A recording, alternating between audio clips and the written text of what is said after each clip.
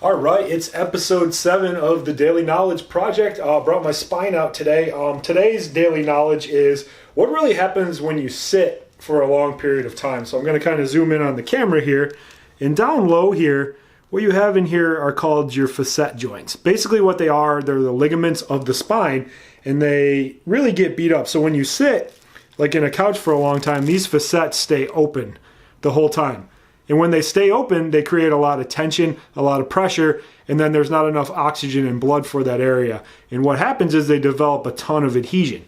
So the problem is they don't have a lot of pain receptors or anything like that. So when you're sitting, you really don't see the early term effects of that. But cumulative sitting over time, what it really does is puts a lot of wear and tear on here. When this facet gets bad, what it does is it puts pressure on the disc, and now the disc starts to get bad. So a lot of people that end up having disc problems, especially the most common is the L5-S1, it's because these facets are getting overused. So a lot of times what happens is sitting is cumulative and it builds up over time, and people don't really notice that. So a lot of people end up getting a disc injury without any real mechanism of injury. They just kind of bent over and tied their shoes and their back goes out. That's more of an accumulation from things building up over time. So one advice I give is if you are going to sit, try to sit in a hard chair and really scoot back and sit, slide, lean, because if you sit on a couch, it actually puts us in even a worse position. So that's our knowledge project for today. We'll see you guys tomorrow.